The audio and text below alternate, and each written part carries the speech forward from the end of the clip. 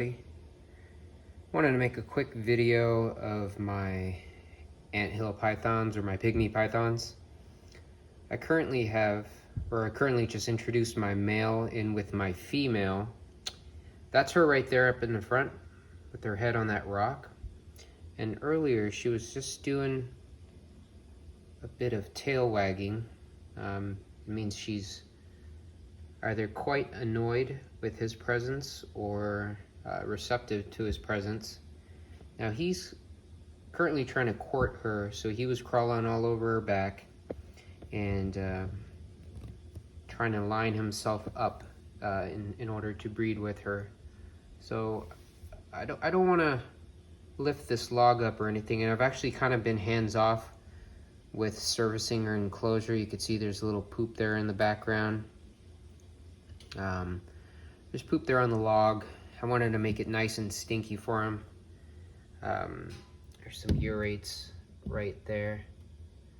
But I'm trying to drive home the point of not needing to keep things spotless in order to get an appropriate outcome in terms of breeding. Naturally, when these animals are sedentary, they're by definition they're staying in one spot, so that attracts a male, especially during breeding season. And the problem with introducing these guys in the wrong time of the year is the male can or the female can have quite a feeding response, and I believe a lot of the temperatures and whatnot in the wild have a lot to do with their response to being in the vicinity of a mate. And currently he's in breeding mode. He's off food. He wants nothing to do with food, and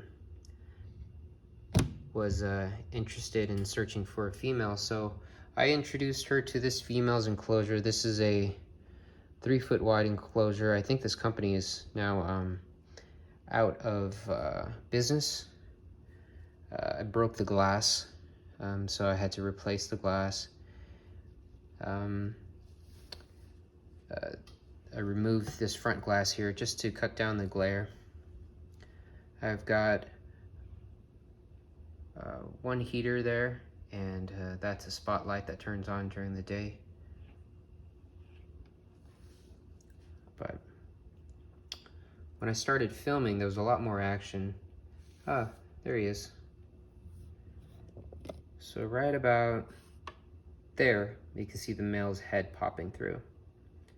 So what I'm expecting him to do is to line up with her body here, crawl all the way down. And now he's slightly longer than she is, so there will be, his head will be past hers, and that's when he'll start to try to mate with her. So you can see in the lower half of her body there that she appears to be ovulating. Now that's just an assumption, and I don't have an ultrasound to confirm that, but I feel like she is developing follicles and will soon be, if not already be, receptive to the male's presence, and therefore breeding. The male is a Lasik line animal, and the female a Patterson line animal. Now the only difference I see with them is he's a bit redder, of course, and has really bright red eyes. You can see them from here, whereas her eyes are more of a honey color. And these guys are so cool. They are my favorite snake. They're pretty nondescript, not a lot in terms of flash, but they're pretty dang cool. They are the smallest species of python in the world, with some animals not even approaching 28 inches. 28 inches is probably max for these guys, I want to say. They're super tiny. I have some 2-year-olds, or animals that will be 2 years old in the next 5 months or so, and they are tiny. Still only eating fuzzy mice.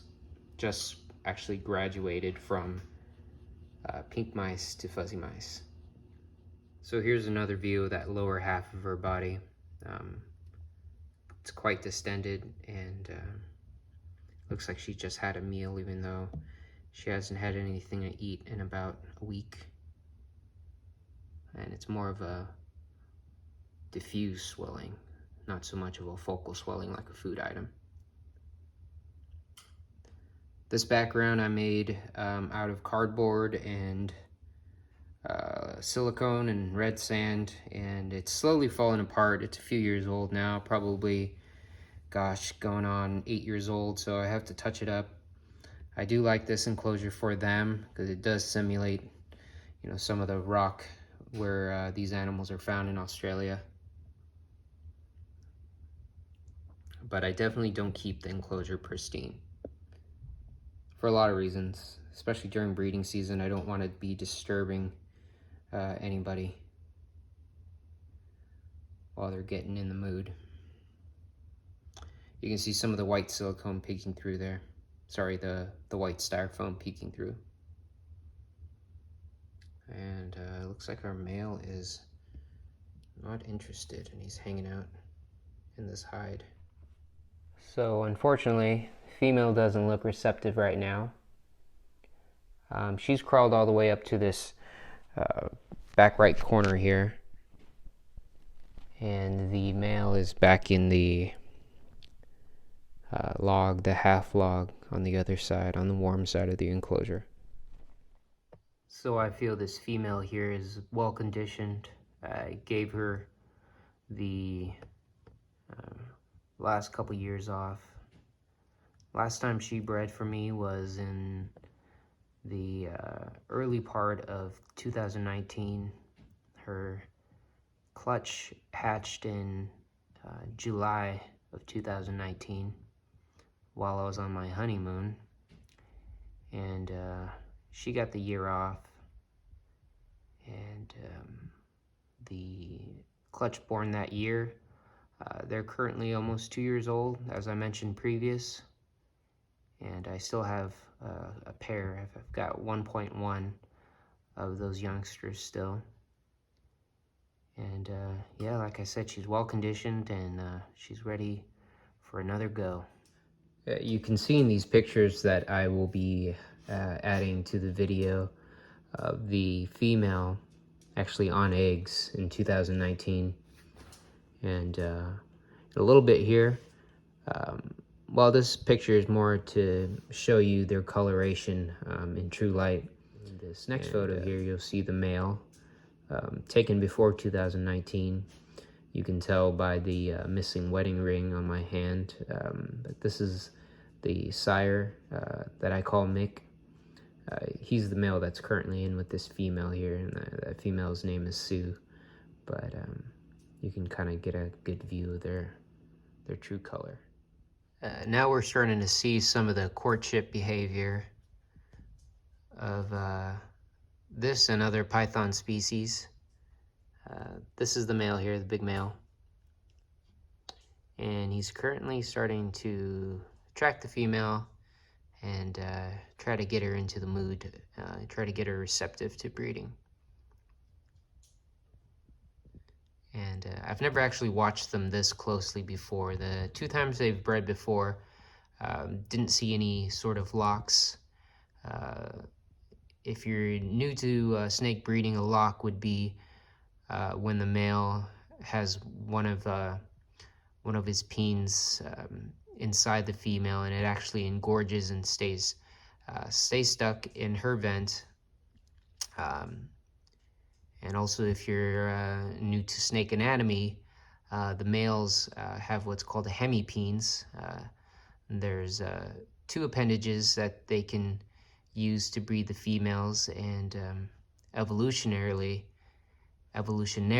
that's allows the male to basically breed with the female regardless of which side of the body he's on. So that portion of the tail right there, that female's tail, that's what he's aiming for. And he's probably gonna begin to start gearing things up here shortly. So this here is actually really good behavior. Although she's kind of evading him, he's being persistent and actually following her closely. And eventually, things will align. She'll lift her tail and expose her vent, and breeding will commence. So the fact that he's actually following her closely like that is actually a really good sign. Nope, don't slip, buddy.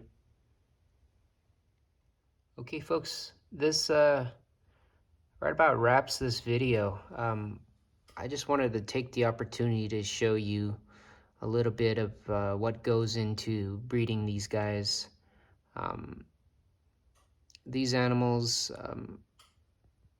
you never see them up for adoption. They're a highly sought after species, and they're quite special to me, and I keep a close eye on them, and I'm just wanting to make sure that they don't mistake each other for food, because unfortunately, you know, that has happened before in the past. So I'm confident that the female will become receptive given some privacy, and the male will continue doing his work.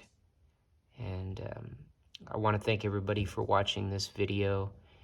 Please like, comment, subscribe, ask any questions, critique the enclosure. You know, I'm an open book, and I'm always up for ideas and of course upgrading enclosures and whatnot. So yeah, thanks for watching once again, and I appreciate your viewership. And please continue to share my videos. That really means a lot to me. Thanks again. Bye-bye.